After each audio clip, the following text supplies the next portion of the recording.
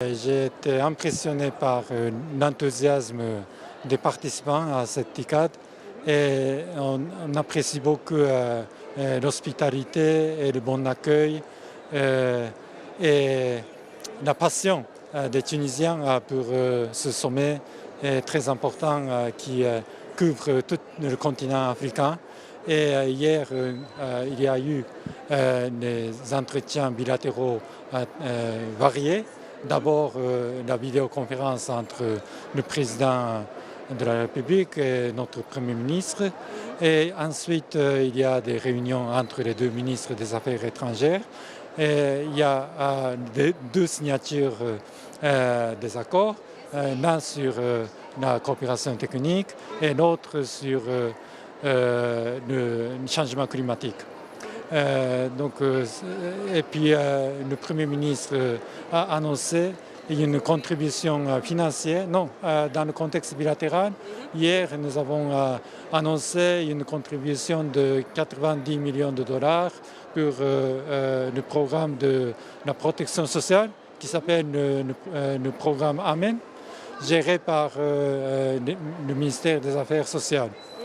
Donc c'est pour aider des familles vulnérables par le transfert d'argent par ce ministère des Affaires sociales. Donc le Japon va... Donc nous allons signer l'accord en octobre pour matérialiser ce prêt. Ce prêt, c'est un prêt de 90 millions de dollars. Nous avons un très bon nombre de chefs d'État et de gouvernement africains qui ont participé malgré l'absence physique de notre Premier ministre qui a été causée par le Covid. Mais beaucoup de pays africains ont maintenu le niveau de participation vu l'importance de la TICAD. Donc nous apprécions beaucoup cette décision. Non, il faut voir ce qui se passe parce que nous venons de recevoir ce projet et je crois que la Chambre de commerce et d'industrie tuniso-japonaise a présenté ce projet aux investisseurs potentiels hier dans leur réunion.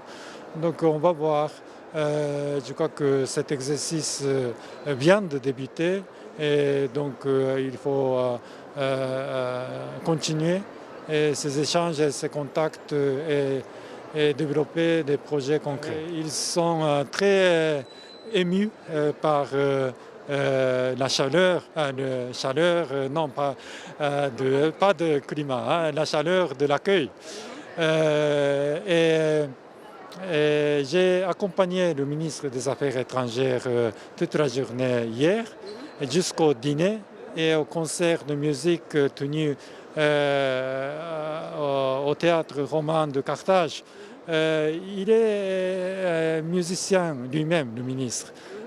Donc il a joué au piano, pas dans le concert, mais dans la maison de baron d'Erlanger.